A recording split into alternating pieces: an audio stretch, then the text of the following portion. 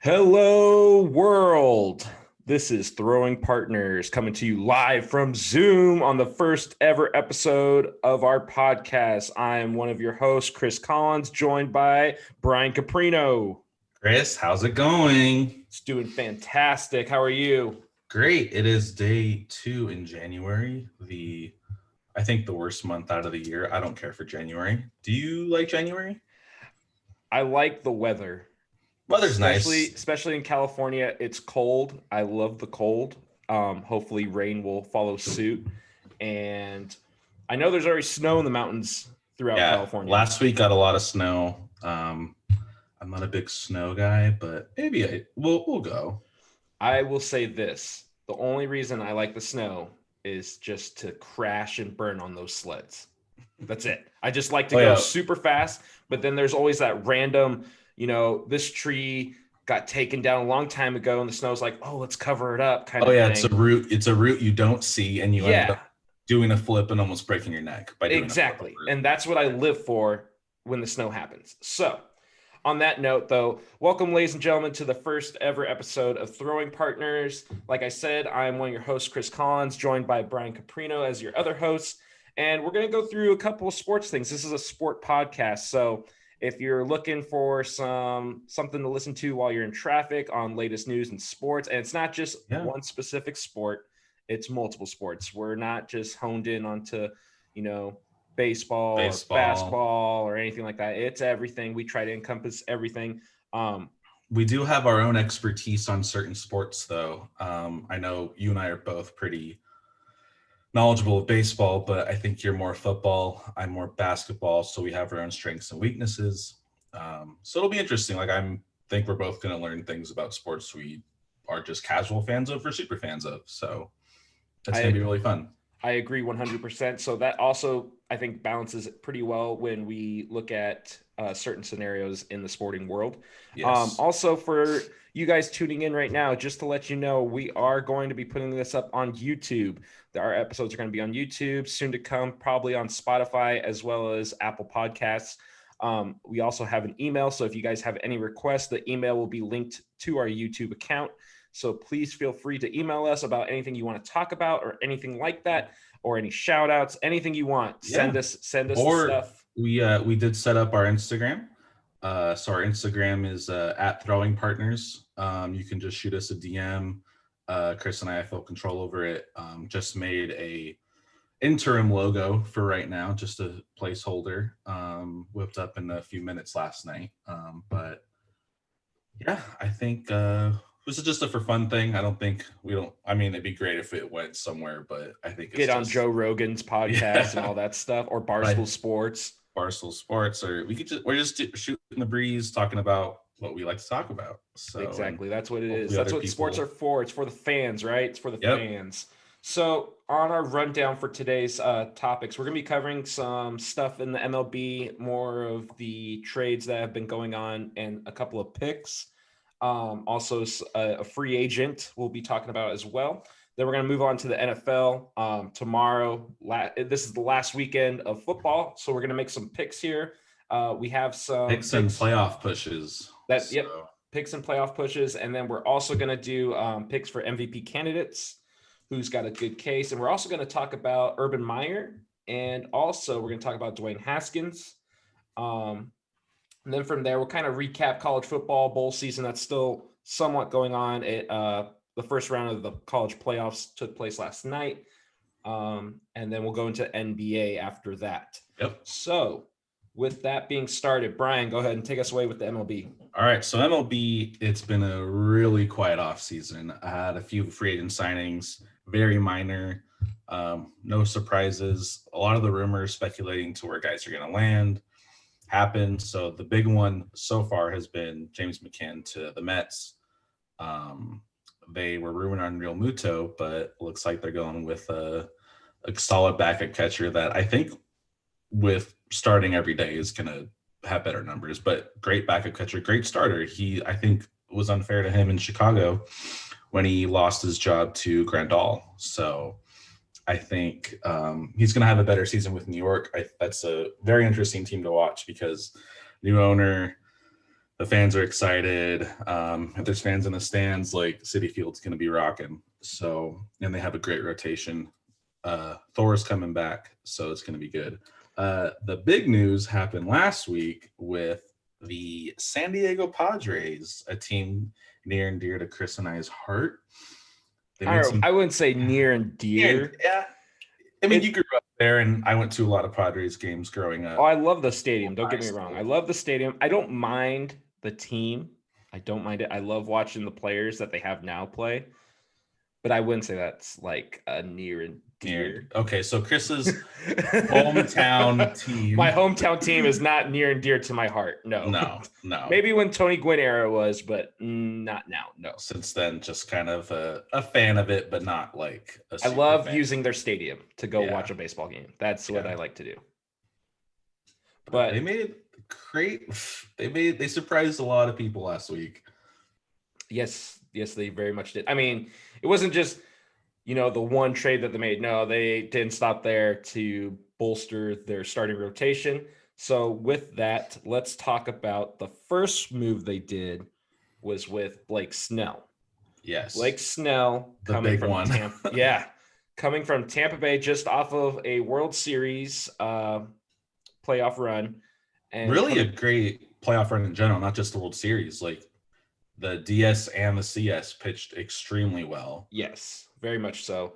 Now coming over to San Diego, so coast to coast, basically going from an American League team to a National League team. They gave up quite a bit of prospects for Blake Snell, which is no surprise coming from that he's a Cy Young Award winner in 2018. He's also got multiple years on his contract that are left at a cheap price. Left. Yeah, at a very cheap price. So the package they gave up, Brian, what was the package they gave up for Blake Snell? The big haul was Pitino. Luis Pitino, he made his debut this year, limited action, so a small sample size with his stats. But he was the centerpiece along with catching prospect Francisco Mejia, who the Padres got a couple years ago from Cleveland. And he, Mejia's been very, pun intended, hit or miss. I think a lot of teams like Cleveland gave up on him pretty quick. Padres, he showed signs of being that great hitting catcher, and it just didn't pan out there. There were a few injuries involved as well. And then they also gave up Hunt and Wilcox. Wilcox actually was drafted this year in the June draft, and given a $3 million signing bonus.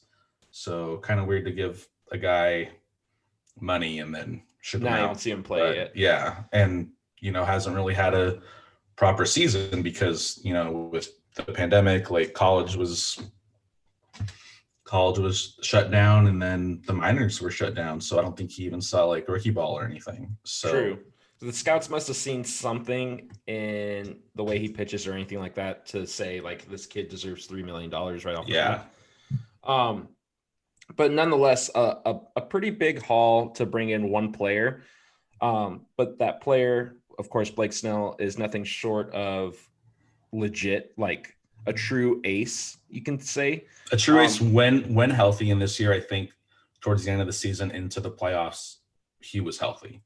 So with that being said, with the healthness of Blake Snell, of course, we know that ever since 2018, he had some issues with his mechanics and also hit an injury list a couple times. And so last year was a good thing that baseball was limited in where he could start. So he was already limited in innings he could pitch. So it kind of fell in his favor. One metric I want to say, though, Blake Snell, I think, and this is scary, and I don't ever wish this upon any athlete or anything like that. I don't think he's going to be healthy the whole time he's in San Diego. The only reason I say that is he heavily relies on his four-seam fastball. He uses his four-seam fastball more than 50% of the time in all four of his pitches. It's in the metrics. It's everything in there. So being heavily relying on velocity, which he is throwing like 97 at times, since 2018, since he won that Cy Young and then hit the injury list, he has declined in his velocity by 0.8 miles an hour, which indicates that there is a problem somewhere. And it's not because he's going to his other pitches like his slider and everything like that. That's not the reason at all. There's something going on there that the Padres probably already know and probably already sniffed out, and they're going to probably correct it or maybe still limit him. And they could correct his delivery or even his throwing slot, maybe relying on a different pitch. But reading through his injuries, shoulder fatigue, let's see, fractured right toe. That's not really anything to do with pitching. He probably did it something else. Loose bodies and left elbow is the last time he went on the DL. And he was out for, he went on the DL July 25th, 2019, and then started his rehab assignment in September. So we started towards the end of the year, came back on September 17th. He was activated by the Rays. So little end of the season. So you can't say it's been like injuries that have halted him for his career. Of course, he's still pitching. And like we said in the playoffs last year, he was great. He was phenomenal. Yeah. And here's the thing: if Blake Snell is somehow listening to this podcast right now, which would be insane. Yeah, it's episode 1. Oh, I know, right? Oh, it's Blake Snell. Great. I would suggest to him watching. I mean, I've watched Blake Snell. I follow him on everything, and I watch his mechanics and everything. I love that he relies on the fastball because you don't see a lot of pitchers relying on fastballs too often as they used to. It's more of like that whiff percentage and everything like that. Yeah, only the guys that can really pump it are throwing fastball, like up and in. It's a dying breed. It's a dying breed. But I will say this: people are throwing harder though. Yes. That is coming. There is more 100-mile-an-hour pitchers than there ever has been. But with Blake Snell, he's had a whiff percentage with his curveball and slider. So his curveball was a 61.8% whiff percentage. So, and then his slider was 49.3%. With his off speed, he only has those 2 off speed besides his 2-seam fastball, which is not really off speed. Those 2 pitches, I think he's going to heavily rely on. One, if you can look at the metrics and look at everything, batters aren't picking it up. So start using that a little bit more. Maybe start that as your 0-0 count pitch instead of your fastball. And then changing eye level and changing that seam with a fastball, maybe at a 1-1 or 0-1, somewhere in there, just to get farther ahead in the count. That would be my suggestion to him. But of course, he's not listening to this podcast. But if he is, that would be amazing. But just 2 guys if anybody is listening to this podcast right now and knows Blake Snell, let him know what we just told him. Go to the off speed first, then kick it up with the fastball. Yeah, pump it in a count where you're ahead in. That's exactly what he needs. But looking at his stats from last year as well, it was a shortened season, of course, so these stats are kind of He went 4-2, had a 3.24 earned run average. He pitched 50 innings, which actually is quite a bit in a shortened season. And he pitched 50 innings. He started all 11 games. Yeah, 63 strikeouts. Doesn't walk a ton. Walked 18 guys this season. Pretty great. 50 innings pitched. So they're, the 50, I know a lot of pitchers were in the 70s range maybe. Yeah. But, with Tampa, it's all right with their front office, however they run things. They're very metrics. They poll their pitchers, third time through. And it didn't pay off. We all saw World on Series. national TV. Kevin Cash, if you're listening to this. And I think everybody is still mad at Kevin Cash, which I agree 100%. I am upset that you're going to go to your bullpen when your starting pitcher is throwing a phenomenal game. And he was making them look silly. And I think with just the way the Dodgers were hitting, like they weren't in it. And the Rays weren't in it either. They weren't hitting at all. They were up 1-0. But I think if the Rays somehow got it going in the next half inning, we would have probably seen a Game 7. I would say about I'm 80% sure that there would have been a game 7. Yeah. With that being said, though, that's the past. Dodgers have won the World Series finally after being there 2 other times before that. Yeah, 32 years too. They haven't won it since '88. So yeah, so congrats to them. It's well deserved. It's been a long time coming for them. So, with also talking about Tampa Bay right now is offloading. They have just come off a World Series playoff series. They're a team now that has always been about payroll. They like to use their farm system. They use the farm system. They bring them up. They make them superstars, and then they ship them off before they ship them off. And they're very. And it's weird is that I'm looking back at other pitchers from Tampa, where they're highly talked about, highly regarded, and then a lot of them, not like recently, but like. There's guys like Matt Moore and Jeremy Hellickson who came up with Tampa, had like a season or two of really good pitching, and then just fell apart. They tanked. Like I know Hellickson Rookie of the Year, and then Matt Moore was highly talked about, and I think they're both out of baseball now because injury prone. But I think switching the front office and switching how they do things, they've developed pitching immensely. Like, it's huge now. Like, that's their major import. We saw their bullpen, we saw their starters, and they're pretty. I don't necessarily think they're just giving up on them. They know Blake Snell's a good pitcher. It's just he's expensive, and it's like, is $10 million really that expensive to you? With Tampa Bay, I think I don't know for sure if they're the lowest income team in MLB. I don't know who is. I know they're definitely towards the bottom.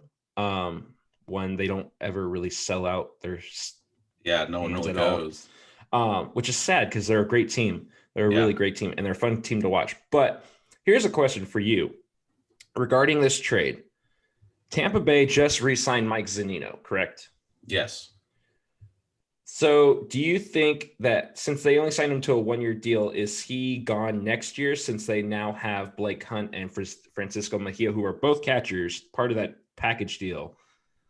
Are they going to say, okay, Mike Zunino is probably one of the best fielding catchers in the game right now. Yeah, defensively, he's so sound defensively, but when it comes to his hitting, it's either homer or strikeout. Yeah. So I don't know what they see in Francisco Mejia because he's probably the closest to, being the everyday starter behind the plate. Yeah. We saw what he did in Cleveland, like you said before. I didn't think it was there. He wasn't there yet. And then when he came over to the Padres, he played a game with Cleveland. Like, he played, I think I don't know if he did or not. That's a good question. But when he came over to the Padres, he actually did play. He was the backup to Austin Hedges. He did play. And I think he slightly edged out Hedges a little more offensively, but you have to remember, like, last year too, like, Hedges had a pretty decent season. Better than what he usually is. Yeah.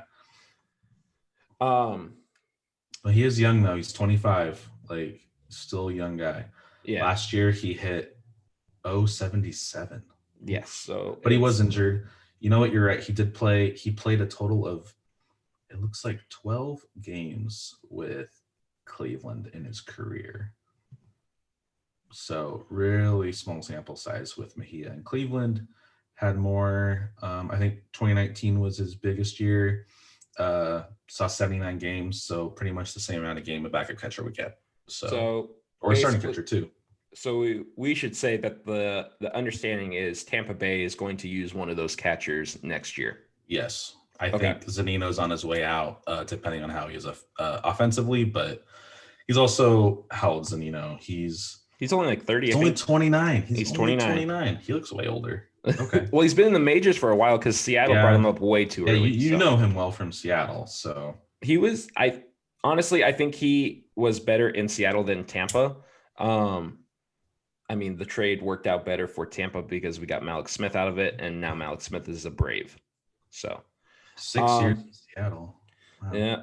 So let's go on to the other Padres move that they've done because they're the only team that has really The one made big literally moves. the day after. Day after they One said, after. "Hey, Chicago Cubs, we'd like you, Darvish," and Chicago did not hesitate and pulled that trigger right then and there. And you, Darvish, what is he? 34, 36, around He's that age?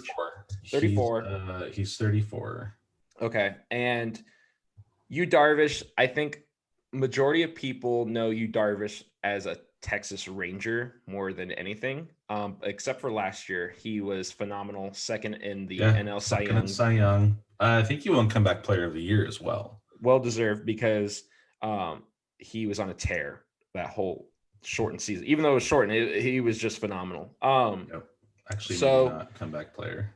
So a couple of stats from his last year. He actually won 8 games last year. He won 8 games, 3 losses. His ERA earned run average was 2.01, which is unbelievable. With 76 He innings factored in pitched. almost every decision. Yep. He threw 12 games, 8 wins. So one was a no decision, the other 3. And then he had 93 strikeouts in 76 innings. But the one stat that I love is his whip. His whip is under 1, which tells you that somebody gets on base or anything like that, you're stuck there. He's not getting a second or third. Yeah, he's not going to let you get it. He does throw 6 pitches though.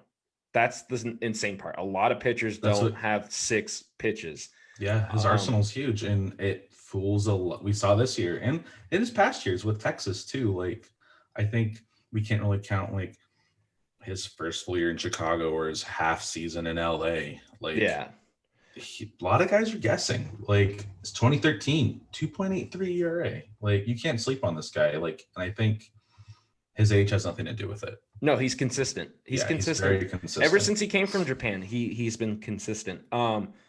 So I'm going to throw my fun fact metric here. I know if all these people that are listening right now, which is probably like maybe 10 people, maybe that's on a good day.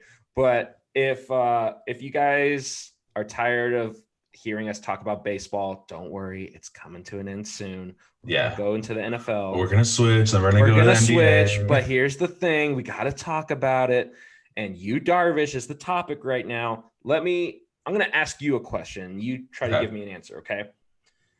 If you had to guess between, I'm going to give you 3 of the pitches out of a 6, okay? Which one he throws the most? Which one would you say, okay? He's got the slider, the 4-seam, and the cutter. Ooh.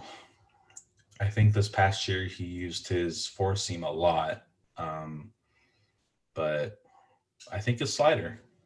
So I'm going to tell you this. His cutter was used 43.8%. Ooh, almost half the time. His fastball, his 4-seam fastball, only 14%. Whoa. But the thing is he still didn't. Okay, so I'm going to tell you this. This is crazy, okay? So his cutter was used almost half of his pitches last year, right? That has skyrocketed ever since he got injured in 2018. It took off. So he found something that works. It has the most movement to his ball, and it's working, and he's staying with it. But his 4-seam hasn't lost velocity. He's always been high velocity, hasn't gone down. And what's crazy is he's using his 4-seam fastball as his finishing pitch. It had a 42.3% whiff rate last year, and it's been going up ever since.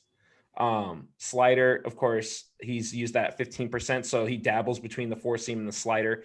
His curveball is pretty low, but his cutter has had sensational movement. Also, what's crazy is 4-seam fastball is not really supposed to move. The movement, if you track it from 2018 to now, his 4-seam actually has moved almost 2 inches. So increased. So it's like he's found something that nobody else knows, and he's using it. So coming down to the wire here, between those 2 packages, who would you say is worth it more in the end for San Diego? Well, with San Diego, they got 2 guys. They got Darvish and then Caratini. So Caratini spent most of his time in Chicago as a backup catcher to Wilson Contreras. Yes. I think he's going to see a good amount of time behind Austin Nola. I think Austin Nola is going to start though. He'll start, and then Caratini's young too. He's 27. So Yeah. I think Nola's 30, so still pretty young. Nola came up really late last year in his age. And also Nola can play a little bit of first. I believe you and I saw that when we went to Seattle last year. He actually plays the outfield too. Wow. So he's versatile. He's like a Kyle Schwarber, basically. Yeah. Yeah. And he's a really good catcher. Looking at the trade, man, Padres got two good pitchers. They got Snell, they got Darvish. They're ramping up for this year and next. That rotation when Clevenger comes back after his Tommy John surgery is going to be great.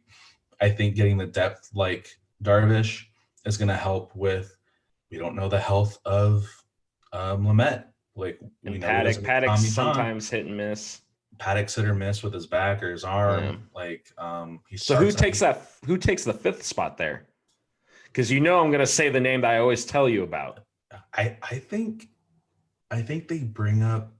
I think Gore. I think Mackenzie Gore. Mackenzie Gore. They didn't get. They kept him in all these big trades. They kept him. I like Mackenzie Gore so much. I've seen his minor league highlights. I've seen him in like his college high school highlights. Everything. This kid can bring it. Yeah. This kid, I think, is honestly, I wouldn't say as good, but pretty close to a Clayton Kershaw. If he stays, that's big. If he stays in San Diego and San Diego gives him that opportunity to run with it, I think he will run with it very well. And in the next 5 seasons or so, we'll probably be talking about him either in top stats, such as wins, maybe ERA, strikeouts. So do you think in 2 or 3 years from now, he's a number 1 starter? No. No. I think Lamet's going to stay there. I think Lamet's going to come up and be that ace in the long run. Yeah, Lamet's there for a while. He's only 28. So. I would like to see Chris Paddock do well as well. They got Paddock for nothing. They got 40-year-old Fernando Rodney for exactly. Paddock. So, but you know what? Here's the thing: is Chris Paddock's very young still, and I like the way he plays. He's so sold into the game that he gets on himself a little too hard at times, but wouldn't you rather have a player that cares that doesn't care? Yeah. He's fun to watch too. And when he's on it, who doesn't want to see the glove and the eyes hanging above right there, staring down your best hitter? And he's scary. Like, I know Andy Pettitte did that, and it was scary when he stared down at you, but the beard and then the mullet coming down, like, and he's from Texas attitude, like, it scares the poop out of you. I know. And when he's on it, he's gonna be good. He throws hard. He throws fast. Yeah, he throws fast, and there's glimpses of it. I think he needs to have better control. He does. He misses his targets a lot. He needs to find a rhythm where he can, if he does miss his target, it's not going to be devastating because he does give up the home runs a lot. So I think if he works on that. Give up 14 this year. In the shortened season, that's quite a bit. Only walked 12 though. So when he's missing, how many innings? Oh, his innings 59. He threw 59 innings. Okay, that's not bad. But 14 home runs, that's a lot for only 59 innings. So you think that's like what? Darvish gave up 5. Yeah. So playing in Wrigley. So okay, going back to the original question though, are you saying Blake Snell or Yu Darvish is better for the Padres? It's tough. It's a hard, but I think Snell. I'm gonna have to disagree. I think him coming over is gonna revamp how he thinks mentally. Okay. Knowing that a team has faith in them. I think getting pulled, like, even though he didn't publicly say it, getting pulled in that World Series game affected not just him but the team. You saw them fall flat. Yeah, they're just like, why? They were like, all right, we lost. Like, way to go. I think going to a team like that and how much of an impact he has on social media and with gaming and with like him playing with Tatis and Machado and Hosmer and Cronenworth. Yeah. I think he's going to be more into it. And I think So you think he gets It's fired gonna be up a lot more than because he's a very well-spoken player. Like he doesn't hide anything. I mean, last year spoke for it when they traded Tommy Pham. Yeah, from and Tampa. he's back with Tommy. Yeah, he's back with Tommy. Back with Tommy. So there's Just a don't go to reunion strip there. But then clubs. he's also faced Manny Machado when Machado was in Baltimore a lot. Yeah. And so he know. I mean, he doesn't really know Machado, but the core in San Diego is great. They're doing everything they can. They finally made the playoffs after, what was it, 10 years? Or is 11 years? No, last time they went to the playoffs was 06. So 14 years. Because but my Mariners are holding it strong. My Mariners are holding strong on that record. They don't want to lose that record, so they keep on rolling with it with 20 years. They're at 19 years. 19. Going into 20 years this year. 2001, right? Yeah. Yeah, 2001, and we put up the best winning record. Yeah, most winning record. I don't know. How do you tank from that? I don't know. But so you're gonna say Blake Snell. I'm gonna say you Darvish. I like your reasons behind Blake Snell, but I'm going to say you're wrong. I'm gonna play a Blake Snell right now. I'm gonna be very blunt. You Darvish, consistent throughout his career, no matter where he went, and he's gonna go to San Diego, and he's gonna throw a fastball, and it's gonna say 97 on it, and there's not gonna be a single person. Well, that's a lie, but there's not gonna be a single person that's gonna hit it out of the park. Yeah, and he's gonna throw 97, and the next pitch he's gonna throw you that 54-mile-per-hour curveball. Ephus, he's gonna throw that Ephus pitch. I want to lot of guys' knees. I want to perfect that pitch. Okay, so we got two more topics with MLB than NFL. I'm sorry, folks. I know MLB rant, but these are gonna be quick. So we're gonna talk about the AL West and the NL West showdown. We're gonna have our picks for the standings. Excuse me. So let's start with the NL West. Brian, that's your cover. So what do you got? Okay. I mean, with these trades too, and how things went out last year with, the playoffs where Machado was on the field yelling at Bruce Dark-Gratterall. That's the team to watch. Those two teams facing each other are going to be really fun. So Padres versus Dodgers. Padres versus Dodgers. I've been to a few of those games. They're always fun because the fans get so into it. But having San Diego be really competitive right now, their window is open. And I think with the Dodgers, they have those young guys still, and they have the veterans. I think with this, they're going to have a challenge for that crown. And for a long time, the Dodgers have won the NL West when it's been the NL worst. Okay. I know it sounds like I'm hopping on the Dodgers, and rightfully so. I'm kind of complaining, but the NL West isn't great. There are times where if you look at it now, it shouldn't be as bad as it was for Arizona and Colorado. It shouldn't have been like that. And what's funny is San Francisco, we knew it was going to be bad, and then they were really good this year. Yeah, they were this close to the playoffs with the expanded playoffs. So if you had to pick your standings, who do you got where? I think with the experience, Dodgers are going to finish in first, a couple games ahead. Okay. A couple games. And I think the Padres don't even sneak in. They run away with the wild card because if we play a full season, they're going to win 90 games. Okay. And that they're going to get into the playoffs as the wild card. They're going to get the home field advantage, and hopefully not, but it'd be tough if they go first round Dodgers. So who do you got 3, 4, 5 then? So you got 1 Dodgers, 2 Padres. Who's 3, 4, 5? I think 3 Giants. So you think they keep rolling? Giants. I think so. I think they're getting Buster back. He took this year off for COVID. He took a whole year off to get healthy too. And Gabe Kapler came out and said he's our catcher. Their pitching shown up, the Giant, and they have these guys that hit. And I think getting a full season of Joey Bart, whether it's back up to Buster, he's going to learn a lot from Buster. He didn't have that this year because Buster wasn't there. Mm-hmm. That's going to be fun to watch. They have guys that are Yaz is there. He's 30, and this is his second. This year was his second full year, and he was in MVP voting. And they have a good team. Diamondbacks, I have a soft spot for them, but they're always like this. Yep. They're always They're up away. and down, up and They're down. up and down, and just they're 3 years removed from a great season and a fun wild card game against Colorado. Like that was fun, but they sold a lot of guys last year, the trade deadline. Mhm. They have really no face. Ketel Marte's there, but after that, it's like, who you got? Who you got? Like my dad always says, he goes like, they're the Arizona Padres, and it's like, well, the Padres have guys now. Like he goes, well, who's their face? Baxter the Bobcat, their mascot. Like they don't have anyone really.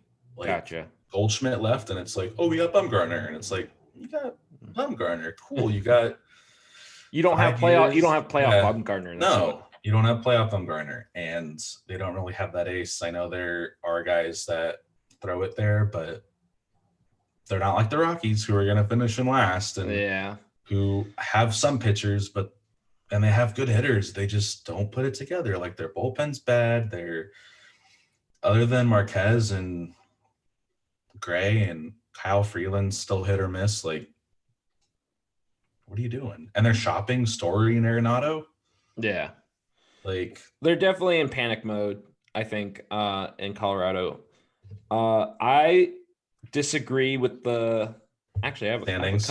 I'm sorry. I gotta offset. Okay. This what makes great content. This is what I got. I've got the Padres number 1. I think the only reason the Padres are going to be number 1 is because it's fun. It's fun to be in San Diego right now, and they're going to roll with it. And who doesn't love San Diego? Exactly. It's a beautiful city. LA, I got it 2, of course. And here's the reason, and it could change. Only reason I'm saying is who fills third base? Who fills third base is the big question. Yeah, they haven't signed Justin Turner yet. That's what I'm saying. So I don't think he's back. I don't think he is coming back. If it's taken this long, I don't think he is coming back because he's been great there. And if they're taking this long to figure it out, I don't think he's coming back. They do have options at third base and everything like that, but I think that's a big thing. Don't get me wrong, though. Their starting rotation is filthy. It's probably the best in the NL West. And they fixed their weakness in their bullpen, and they found a closer. I mean, good. somehow, I think Julio Urias is going to be the closer, not a starting pitcher anymore. Yeah, he's shown promise as a starter, but we saw in the playoffs that he's a really good reliever, and he's borderline unhittable. Yeah, when he's on. So I'm gonna pick them at 2, 3. This is what I'm going to say. Even though how much turmoil is going on in Colorado, they're going to find ways to win like they did in the beginning of the season. They always do that, though. They always hit the peak of the Rockies. I think they're gonna streak for a longer time, and then they're gonna tank. But it's gonna be enough to finish 3rd in the NL West. 4th, I have the Giants. I like the way that they're going, but they're getting old.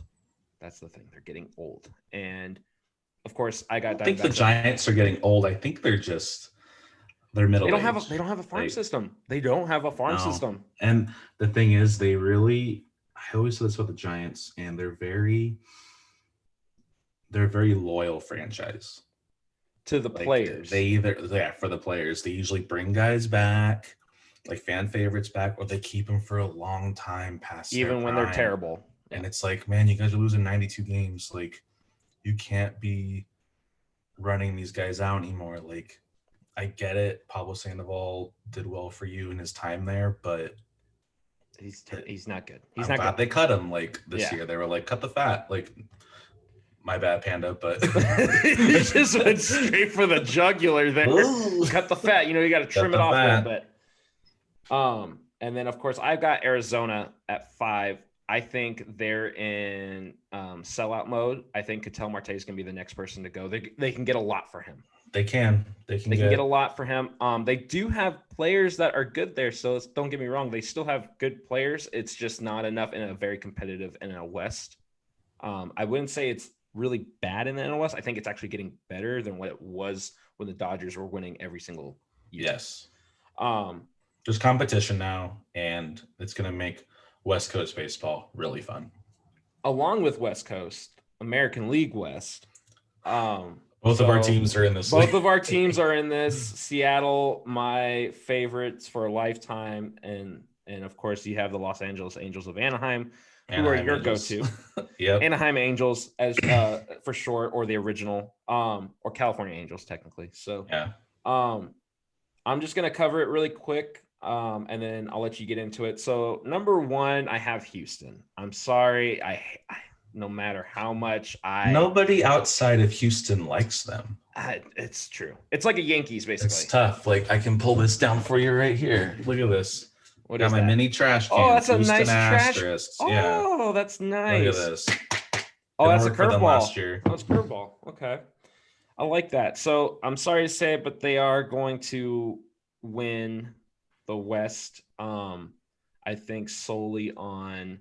Even after Oakland won it, you're gonna. Here's my thing: is Oakland. I like Oakland. I have Oakland at 2, and the only reason I say Houston at 1 is Oakland, I think, is starting to rely too much on up and coming players, because they're losing a lot of, like, Marcus Semion's not coming back. I don't think. No. They have Matt Chapman, they have Matt Olson and stuff like that, but it's just like they don't have a shortstop. They don't really. I mean, they have Laureano in center, who's steady there. Piscotty's going to be in right. Chris Davis has gone left. It's like they have a lot. Who's your DH now? They have a lot of holes to fill. I think it's too many holes than what the Astros have to fill, besides George Springer, really, and Josh Reddick. That's not really hard to fill for them, because they have Kyle Tucker and everything like that. It's not. And they still have Michael Brantley there. So, or no, Michael Brantley's gone too. He's a free agent. He's free agent. So their whole outfield's gone, basically. But I think outfielders are easier to come by than infielders. So I have Houston, Oakland 3. I have the Angels at 3. Until they sign a starting pitcher, they have no shot. 2. They have no shot. Like a legit starting pitcher. Okay. I'm talking like they need a person that can be a candidate for a Cy Young. They need that kind of pitcher. And if they don't, then they're just going to do what they did last year. It's so sad. Like, to me, it hurts, because it's like, a lot of greats don't have World Series rings. Like, Ted Williams saw 1 World Series, one of the greatest hitters of all time, no rings. Yeah. I mean, he did lose time to World War II, but he doesn't have anything. Tony Gwynn doesn't have anything. I mean, I want to see my team win. I want to have Mike Trout get a ring. It's Mike Trout's team. It's not the Angels. It's Mike Trout's It's his team. They, in the last, 8 years, I mean, dating back to Pujols, they make bad decisions with contracts. Well, you have a new GM, so GM. He's changed. I mean, the trade that you guys did with Jose Iglesias is very, very under the line good, because filling a hole for Simmons, Iglesias can definitely do that part. Yeah, and they didn't give up a lot. I don't want to say we, because I'm not part of the team, but they didn't give up a lot. And they have some position player prospects coming up. Maybe we don't know if they're going to be set around trades, but I think you guys need to do free agent signings. But going into number 4, I got Seattle. I love my team to death. They're super close. They're very, very close from being contentious. And when I say by close, I think in the next 3 seasons. They're the youngest team in baseball. They showed that defensively they are phenomenal. They got a rookie of the year. Kyle Lewis, J.P. Crawford got a Gold Glove. Evan White got a Gold Glove. All these guys are super young. Jerry DiPoto, I mean, he's not my favorite, but when he said, hey, I want to get this team younger, he got the team younger and he didn't alter away from that, which was perfect. So now he's setting up for what's to come, and it looks good. It looks really good. We finished 3rd last year in the AL West, so it's not it's not impossible. Terrible. Yeah, it's not terrible. And then of course I got Texas at the bottom. They did Duvall was kind of like, they got him for nothing, and it's actually a really good pickup for them. And they also got I think it was the pitcher overseas. He's coming over. They picked up David Dahl. Yeah, but it's just like Texas doesn't. I mean, you hire Chris Young as your GM. That's really weird. But that's my a lot of like Jerry DiPoto is a former player. True, but I'm saying like Chris Young, like he didn't start anywhere. You know what I'm saying? Like they were once an assistant to an assistant or something like that. Well, I think he worked in MLB last year. If he did, then I need to read up on it. But like Sam Fold in Philly, he worked in the MLB offices last year. True. Last couple of years, and now he's Philly's GM. So yeah. I just don't know about Chris Young. Would you change any of those standings? Until you sign a free agent, Brian, the Angels are not number one yet. But I mean, they picked up some really good bullpen pieces. They have an outstanding lineup. I can tell you that. But you can't score 6 runs and then have your pitching give up 8 10. runs, give up 10. And that's what hurts. Like I remember watching opening day last year in July. It was like, okay. Like at least we're throwing it. They took Bundy. Heaney out. You know, but yeah, Bundy was really good this I didn't think he was going to be that good I knew he was going to be okay, but I didn't think he was going to be that good. So you guys got a good end of that. Yeah. I think he needed to get out of Baltimore. Yeah. Andrew Heaney's not bad. It's just, I feel like you guys are, you're literally, like I said, you're one pitcher away. That was from a Cy Young candidate. Once you do that, then you'll climb the standings. Is this a segue to Trevor Bauer talk? Kind of. So our final topic is Trevor Bauer. Before going into that, so name off your 1, 2, 3, 4, 5 really quick. 1 Oakland, 2 Angels, 3 Houston, 4 Seattle, 5 Rangers. Rangers are gonna not even come close. Yeah, they're. I mean, and they lost Lance Lynn. So yeah, they're gonna be bad. Okay, so going into Trevor Bauer, the biggest free agent out there this year. If nobody knows, Trevor Bauer is a different person for baseball. Very different. He puts out a lot of media stuff. He knows his brand. He knows his market. And he's very good at it. And he just won the Cy Young. Very well deserved. Even if it was a shortened season, very well deserved. I'm just going to do this really short and sweet. I think he goes to New York. The New York Mets. It's going to be a big 4-headed monster in that rotation. Yeah, they got Stroman back. You got Syndergaard, you got DeGrom. It's a 4-headed monster. That 5 spot can go to anybody. Yeah. But I will say this: it's between the Angels and the Mets. Those are the 2 teams that I'm so tired of waiting. I'm like, just sign. Like, I get the market's weird because of COVID, but the teasing, the toying with the fans. He knows how to work it. Like you said, he knows how to work the market. It's getting to a lot of people. And I think I'm one of them. Like, I'm kind of annoyed. Like, I'm waiting. I want it. But at this point, if he goes to the Mets, I won't be upset because I'll be like, well, like. So do you think he goes to the Mets? Is that what Brian is saying? You are saying Trevor Bauer signs with the Mets. You know what? Just to like put good juju on the Angels, I'm gonna say Mets to jinx the Mets, to jinx them. So Trevor Bauer to the Mets. Okay. So final understanding is we both say Trevor Bauer to the Mets. I say on a 1-year deal too. So I give him a 4-year deal. Oh, 4-year deal in New York? That'd be interesting. All right. So we're finally done with MLB. Woo! MLB's over. We're done with MLB. All these people are like, thank God, I don't know any of these names. They're an hour in, and is it really? I hope not. I don't know the time. So what's nice is baseball's done. Let's talk about the sport that's happening now, which is the NFL. First things first, MVP candidates. I'm going to name the names out there that are up for the MVP award, and I want you to say who you got, okay? So first up, Aaron Rodgers, Patrick Mahomes, Derrick Henry, Josh Allen, Tom Brady, Russell Wilson, Alvin Kamara, and TJ Watt. Who you got? It's down for me, for my picks. It's Derrick Henry or Aaron Rodgers. I agree with Aaron Rodgers 100%. I think Aaron Rodgers is actually running away with this. Yeah, especially after last week's game. His stats are unbelievable. Like, you thought he was – I mean, he already has one MVP. He already has one. But compared to this season mocks that other MVP season. So he's got 44 touchdowns. how many 5 interceptions? That's it. 5. What's his QBR? Quarterback rating 83.9. That's high. Okay, Over so 4,000 yards. Exactly. Which is funny because QBR is like the whole like OPS stat in baseball. Yeah. He's first in QBR and he's first in touchdowns, and right now that's all you need. That's all you need. And he's on a winning team. Yards. He's already made the playoffs, so he's good. He's already made the playoffs. They're honestly a big favorite to go to the Super Bowl and win it. Like, yeah, maybe them and KC. Who knows? That'd be fun to watch. That'd be a really good game. I think Aaron Rodgers wins the MVP. I don't think there's any competition for that. Yeah, so. yeah, Rodgers MVP.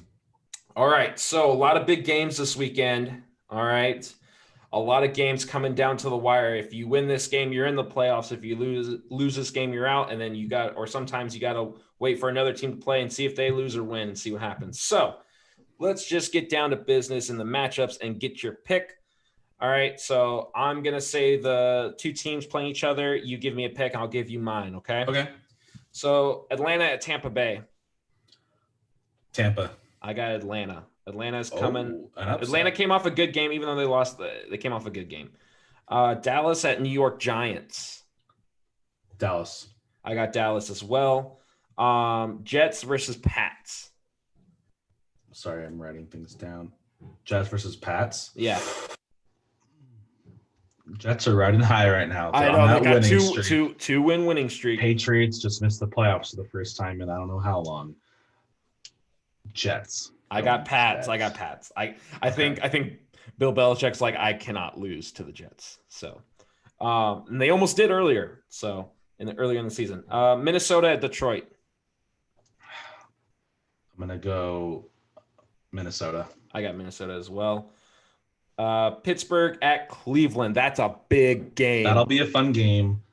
Cleveland has lost 2 games in a row. Yes, I think, and they just lost to the Jets. Well, they also didn't have any of their wide receivers. That was a big thing. True. But Baker Mayfield should have stepped up and done his thing. Yeah, they can't rely on Nick Chubb for everything. Steelers were showing a little bit of. They came back. They came back against the Colts last week. That's gonna be a fun game. Steelers Browns. I'm going Steelers. Yeah, I'm going. I got Pittsburgh too. I think they need to ride high before the playoffs. So yeah. Next, I got Baltimore at Cincinnati. That's kind of an easy one. Baltimore. Yeah, I got Baltimore. Miami at Buffalo. That's a good game too. Miami came out of nowhere. I think though Buffalo is way too good right now, and it's in Buffalo. It's going to be different than Miami weather, of course, too. So I think Buffalo takes that. I'm going to go with the Bills. Seattle at San Francisco. Pete Carroll already said that he's not resting any of his starters because they need to put in work as well. And with that being said, I got Seattle. And then another good game to watch. Arizona at the Rams. If Arizona wins, they're in. That's all they have to do. And the Rams are a good team. They've made playoffs now. I've got Arizona, though, because I know Kyler Murray and DeAndre Hopkins are going to go off in that game. Yeah, I think they will. And also, Cooper Kupp is out with COVID. The last few weeks for the Cardinals, though, have been kind of rough. I know they lost last week against the Niners. Yeah. If you look back, so every single loss that they've had has been 10 points or less. Yeah, it's always been a very close game, whether it's 37-30 or 10-6. Yeah. That's their issue. But man, I think Robert Woods is really good. I think he'll get more touches with Cooper Kupp out. This is going to be a fun game. I don't know who will win, but I think I'm going to go Rams. Okay. So, and then we have Jacksonville at Indy. Indy needs this win. They need this win. They're gonna win. If they lose to a 1-14 team, hey, you never know. Miss the playoffs. Somebody had to lose to the Jets eventually, right? Yeah. You guys will. I mean, I know you're a Colts fan, and I think you guys are going to be fine. There's nothing to worry about. We'll be fine. We'll finish the season 11-5. Not making playoffs, Oh. though. I don't think so, because the next game I got is Tennessee at Houston, and I think Tennessee wins that game. Tennessee in a do or die, so is Indy. I mean, Indy's got the weaker matchup, but I think Tennessee still wins. Yeah, they're playing Houston, and they're just nowhere. And Yep. I know the Titans came off a really bad loss against Green Bay last week, but I don't want them to win. But I gotta go Tennessee as well. Tennessee. Like, you're being realistic here. yeah, like you Okay. can't. I mean, lose it to is one and any, it lose to is one and 11 quote team. unquote like the movie Any Given Sunday. So, Yep. Vegas at Denver. I got Vegas. Vegas, yeah. Chargers at Kansas City. I got Kansas City. Oh Easy. yeah, that's gonna be a massacre. Another good game to watch because Chicago's in do or die mode is Green Bay at Chicago, but Green Bay is going to destroy them. Yeah, this is the nail in the coffin for the Bears. They need a quarterback. Yeah. Going back to the Dallas and Giants game, though, that's also a do or die game as well. Because for both teams. Yeah, because then it's coming down to three. It's coming down to three teams in that division, and Washington at Philly. and Philly missed the playoffs. I've got Philly pulling the upset just to be that, like, hey, gotcha, bang, you're out, Washington. Yeah, Jalen Hurts can pull it out. Jalen Hurts is great. He's been great. Sunday night game. I get the Eagles have a big fan following. They're a big team. They're bad. I mean, the whole division is bad. I hate when bad teams get primetime games. I don't know. I don't care for it. What's your pick, Brian? We're waiting for that pick. We're waiting for the money. Give us the money, Brian. Give us the money. Philly, Washington football team. I'm going with the football team. Going with Washington. Final answer. All right. And last but not least, New Orleans at Carolina. I got New Orleans. Oh, yeah. New Orleans. No Christian McCaffrey, so. All season, right? Hasn't played a game? I mean, he's the only real player there kind of right now, so. I like Teddy Bridgewater. I do like him. Don't get me wrong. I do like Teddy Bridgewater. When he's healthy, he's really good too. So, quick topic in the NFL. Brian, I know you wanted to talk about it. Urban Meyer possibly coming to the NFL. Yeah. He spent the last few years, I think, commentating. Yep, that is correct. Last time he coached was in college. Was it Ohio State? Yes, because he went from Florida. Did he get fired? I think he got fired because then the Ohio State happened, that whole scenario there, and then he left. So he went Florida, Ohio State, now commentating. If you had to pick one team, though, where do you think he would go as a coach? That's tough. Let's see. His coaching career. I'm gonna have to go with Ohio State for 6 years. Yeah, he was there not like very long, but he was there for a decent amount of time. But Florida, he was there for a while. I would say if anybody needs a coach really, really badly, it's Jacksonville. I was just thinking that, and I had a second team. Who's your second? As well, Detroit. Oh, okay, Detroit. And honestly, I feel like Jacksonville's got the head position to get Urban Meyer as a coach, only because it's a Florida team, and Urban Meyer, I think, is not from Florida originally, but he knows the area. He spent a lot of time with University of Florida, so he could easily, see players that are a high caliber at colleges and stuff like that too. Yeah. So he's close to big football schools. Also, he has a chance to coach Trevor Lawrence. And that's a big pull in right there. If they draft him first, unless he decides, I don't want to play for Jacksonville. Yeah. I mean, it was the Jets and now Jacksonville. So yeah. I don't know. You pick the worst one. Which one do you want? So I'd rather have Jacksonville. I'd rather go with Jacksonville too. Yeah, so, excuse me. Last topic we're going to talk about for the NFL is Dwayne Haskins. Recently got cut from the Washington football team. It seems like he is an off the field issue. I think that was more the reason why they cut the second year quarterback. Didn't Didn't really get too much of a shot to start, I mean, he did, and when he did, he wasn't good at all. Yeah. So who would pick Dwayne Haskins up? Of course, it's not going to be for a starting role. It's going to be for a backup or maybe third string. And that's really, really hard. And I know teams are interested in him. It's not like he's a bad quarterback. It's just, he also went on to Twitter to say, I'm owning up to my mistakes. I need to be a better person and everything like that. So, which is good. He's acknowledging his accidents.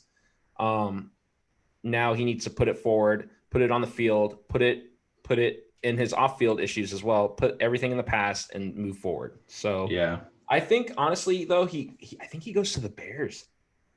Bears would be good. They really need a quarterback. They have a revolving door there. The Jets have a revolving door. I don't think Sam Darnold's that great. And what's funny is, speaking of Sam Darnold, he said in quote, "I think I'm the solution for the Jets." When you say as a starting quarterback that's been there, and you say "I think" instead "I know," you're not the solution to the problem. No. You're not. I mean, we've seen what you've done. It's been terrible. It's the Carson Wentz persona. It's really why was I benched? Why was I benched? I'm the solution here. Well, maybe because you're a little bit. You're not good. You're not good. You didn't deserve that contract. You had one good year that was cut short by an injury, and your backup quarterback won the Super Bowl. He gave you guys the Philly special. Yeah. So I say Chicago because Trubisky's out on his way out too. So yeah. Chicago's a really good one. And I can see him also going to a backup role with the Falcons. I think Matt Ryan's on his way out too. I think they're done with that. And I think Atlanta after this season, they're going to really think about rebuilding. I mean, they just need to stay healthy. That's the thing. Yeah. Their defense just does not stay healthy. But they're 4-11. Oof. Yeah, and they haven't been good since going to that Super Bowl. So and blowing that Super Bowl. I can't believe that still. But moving on to college football bowl season, it's going to be brief, but just a couple of recaps here. There have been quite a bit of upsets. One including last night. One of the big upsets was Liberty over Coastal Carolina, 12th ranked in the nation. Liberty not even ranked. You say Liberty wasn't even ranked. Yeah, and Liberty. Liberty had the game throughout. Like they had the lead throughout the game. Then they kind of had some time mismanagement stuff, and then Coastal tied it up, went to overtime, and game-winning field goal. Liberty kicked it, so good on them. Oklahoma State over Miami. Which was kind of crazy because I didn't think Oklahoma State was going to beat, because Miami's not a bad team this year. The U is very well-rounded, and they're also bringing back their quarterback, which is cool. But OK State did win the Cheez-It Bowl, and they had a big bowl of Cheez-Its for them at the end of that victory. So gotta love Cheez-Its. Gotta love Cheez-Its. Oklahoma running over Florida like it's nothing, 55-20. Oklahoma ranked 6, Florida ranked 7. Good matchup, but I mean, Oklahoma and Rattler, the quarterback, just demolished Florida. I don't even know what happened to Florida. I watched that game. I was just Florida's a one rank behind them too. And I was just like, looking at the team, I was like, is this really an SEC team that Oklahoma is just demolishing right now? Yeah. And good on Oklahoma. They win the Cotton Bowl. Another upset was Ball State over San Jose State. San Jose State was one of the few undefeated teams left. They were ranked 22. And Ball State comes in to the Arizona Bowl against San Jose State and just destroys them 34-13. So now let's talk about the college football playoffs that happened last night. Of course, Alabama, we all knew was going to say roll tide roll over the Fighting Irish. Notre Dame, though, good on them. They played till the end, which is phenomenal. So Notre Dame, well-deserved to go into the playoffs. Yeah, but what a blowout, 31-14. Yeah, it was pretty bad. But the big game was Ohio State. Sugar Bowl. Ohio State with the chip on the shoulder coming in and said, I am going to put a Buckeye in your mouth, you Tiger sons of bees. Get out of here, Tiger. Because Ohio State is rolling through to the finals against Alabama. 49-28. Never gave up a lead when they had it. And you Nope. know what? They knew from last year when Trevor Lawrence beat them last year, I mean, Fields came in and was just chucking the ball, chucking the Yeah. ball, chucking the ball. And look at Fields, 6 touchdowns, 6. And Sermon, the running back for Ohio State, transferred from Oklahoma this year. Yeah. Phenomenal. He had I think almost close to 100 yards receiving as a running back, and then also over 100 yards rushing. He almost ran for 200. He went for 193. And it looks like for receiving 61 yards. Yeah, he was close. His long was 34. That's incredible for a running back. So with that being said, we're going to have Alabama versus Ohio State in the college football playoffs. And I think it's very, very good game that's going to be on television. Yep. I've got Ohio State demolishing. I mean, letting Alabama know that they're here. Alabama, roll tide roll. No, you're going to lay low. You're not going to roll over anything. Tide's gone, going back to the ocean. I think Ohio State scores over 40 points. Yeah, they almost put up 50 yesterday. Alabama does have, I think I honestly can say this, though. Alabama, their defense this year is the best it's been in a long time. I mean, only giving up 14 in Notre Dame. Wow. But it's also, Alabama is still a great football team. But I think it's going to be a shootout. I think it's when I say Ohio State's going to roll over Alabama, I mean by maybe 10 points, which is a lot for Alabama. I mean, I'm taking the under. I'm taking the under 10. Honestly, it's I just feel like Alabama, the way Ohio State played last night was okay, they bring it on. Pretty complete. Good luck, because Clemson is no joke. A great football team. Clemson beat Alabama, for the national title. So to hold Clemson to 28 is a miracle. They're really good offensively. And it's not like they had injuries. Trevor Lawrence was back. So I've got Ohio State over Alabama. That's that. Yeah, I got that over 40 points for Ohio State. So I think I'm with you. So going into the next topic, which is the NBA. The NBA. The NBA has started. The association. It has started. It's good to see basketball, even though it was a month and a half, 2 months ago, we saw the Lakers win. Didn't I just see the Lakers raise their trophy? So all the players September. I expect to be super tired, super exhausted. And you know what? I think it kind of shows. I've watched a couple Laker games. Lakers are hit and miss every night so far. Yeah. But it's a short notice when they have a whole bunch of roster moves. So they just need to click a little bit. They're 4-2. They had a lot of roster moves, a lot of great moves. I love it. The trades of Danny Green, he got in the championship. See ya. Man, Dennis Schroeder. I'm really glad they picked him up. Yeah, you guys took him from OKC. Second. I didn't want that though, but at least he's on a winning team. So he was second and sixth man of the year last year behind Harrell, and they have both of them. They have both 6 men of the year guys. One starting. I was happy. Also you guys got Marc Gasol. That's a sneaky. I know he's old and everything, but he could still shoot. He can still shoot, and he's a big guy that can shoot a 3, which is great. When he's open. They're fun to watch. I know Frank Vogel's going to rest their LeBron and AD a lot, just because they pretty much played almost every minute of the finals just 3 months ago. But AD's younger than LeBron.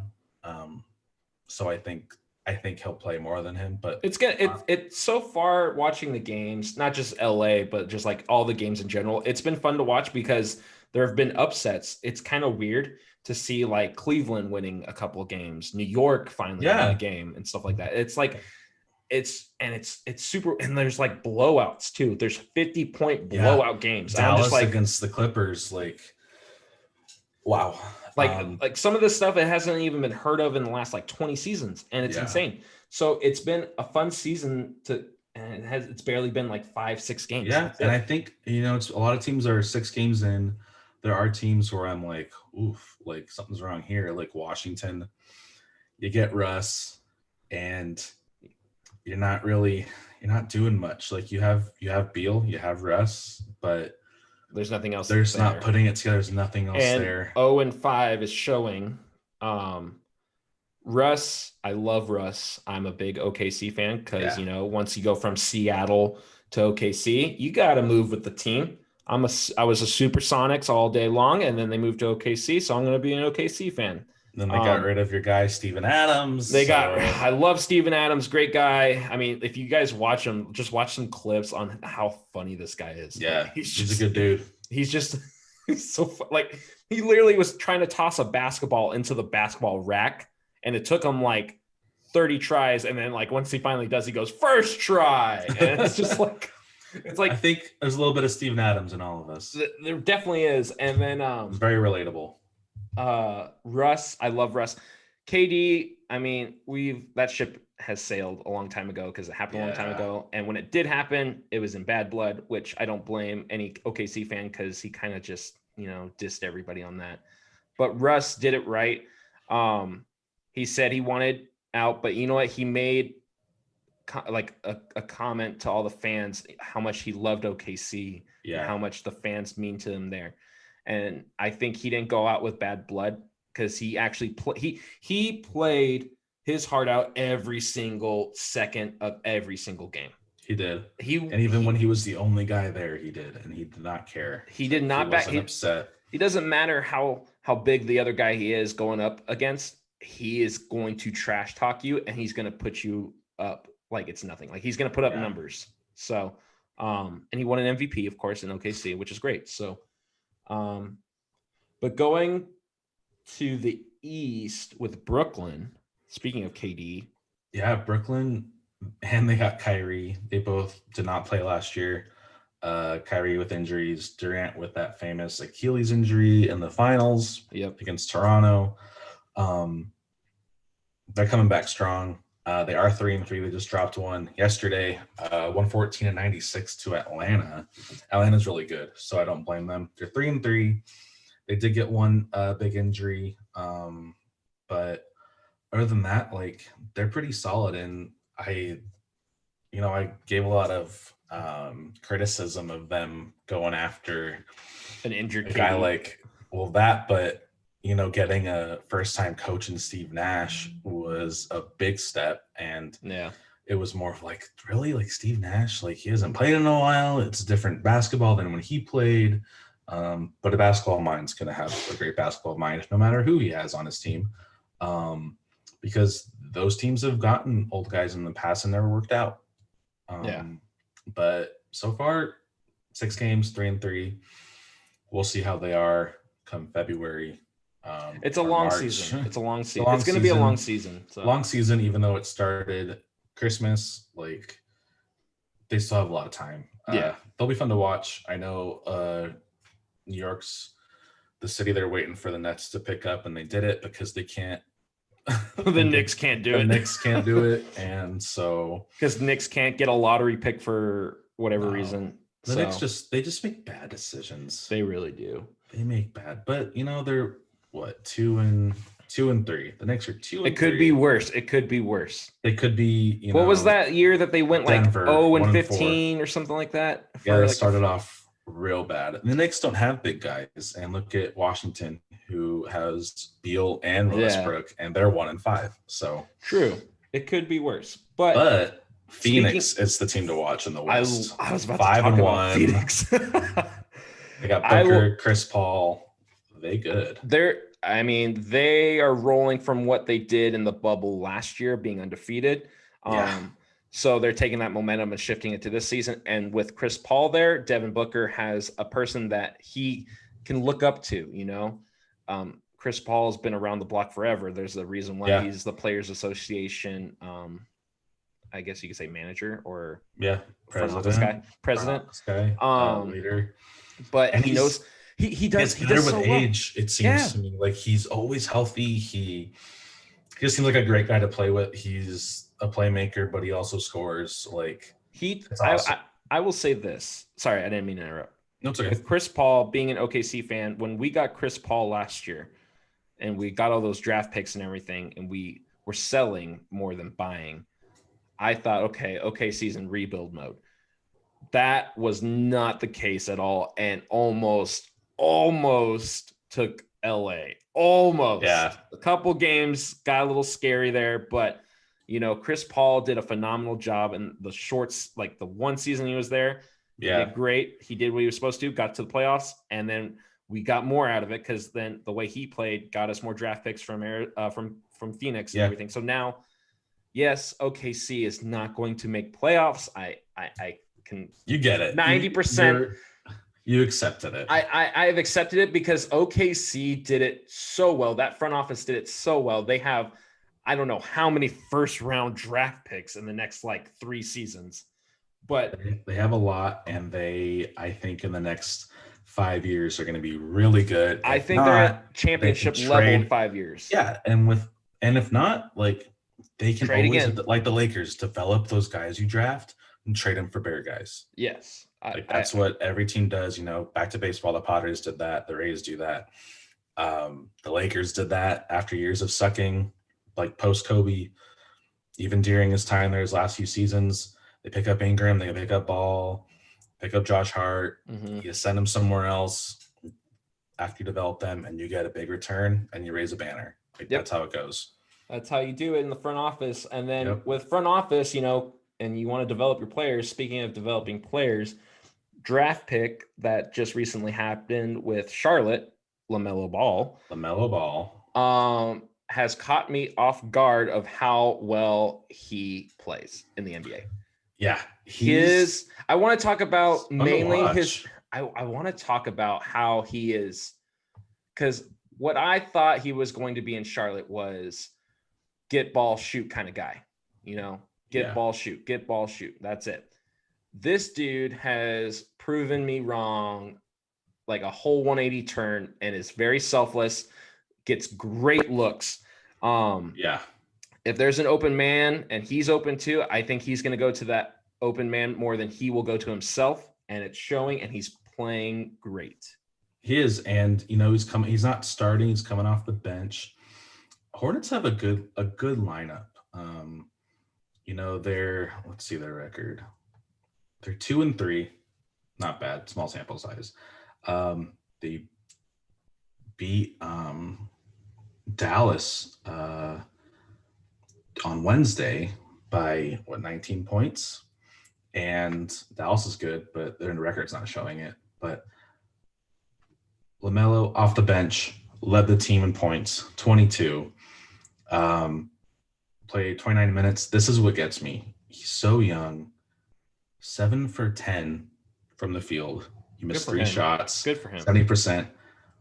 3-pointers made 4 out of 5 attempts. So he knows 80%. He knows how to shoot. He knows when to pass. He has great footwork. If you haven't seen him drive the ball into the paint, it's phenomenal. Yeah. And he puts on a show. And Charlotte needs that. Charlotte needed that desperately after Kemba Walker left last year. It's good for Charlotte. And with that being said, I think we're capping off NBA talks. And last but not least, I'm just going to make a small announcement here for all you NHL fans out there. Season starts January 13th. Training camp starts in 2 days? It's already started. For teams that weren't in the playoffs last year, has already started. So it's already getting the ball rolling and everything like that. They're going to have a bubble kind of thing too. So that's just a quick announcement. And other than that, that is our first ever podcast session. We did it. We did it. We recorded. So thank you so much for all who is listening. I hope you guys stay safe out there. It is a crazy world, but please mind your manners. Stay safe. Stay safe. Stay be healthy. Kind. It's 2021. Start off on a good note. Yeah, and also thanks for following the Instagram. I know we haven't posted much. It's only been a day, but we're doing pretty well. We already got 14 followers. That's right. A night. I made this last night. Not bad. So please tell your friends, tell your families. Yeah, if you guys just want to listen to guys or just guys like we're regular guys. Like that's why we're called throwing partners. Like we threw in high school together. Like we've been friends for a really long time. It runs deep. It runs in the history books. We love we love sports. We aren't super knowledgeable about some sports, but we're willing to learn, and we just like talking about it. And it's a common ground between so many different fans, and that's what I like. Like, it's fun. I love competition. I love just how it is and how it brings this community together. So Exactly. I'm excited to get this going with more. This should come up tomorrow before all the NFL games, maybe. It'll be up. Don't worry. Yeah, it'll be up. YouTube. We're looking into Spotify and Apple. Yeah, and we'll post links. We'll send a link on our Instagram. To get the Twitter started still, but we still have an email. If you guys want to. Yeah, so if you guys want any questions answered, or if you guys want us to talk about anything, and it doesn't even have to be sports. Don't think it has to be sports. It could be about anything, life, anything. It could be about coffee. It could be about paintings. I don't know how long the talk would be about paintings, but we'll make it a good one. Yeah. So that email is going to be posted on the link onto our Instagram, as well as the YouTube. So click that link, send us an email, let us know what you want, or even just give us some feedback. If we sucked, we sucked. So yeah, we'll fix it. But that email is going to be throwingpartners@gmail.com. Throwing Partners is all lowercase. So please subscribe on YouTube, subscribe on Instagram, hit the like button, and we'll see you guys on the next episode. Awesome. Signing off. Thanks for listening.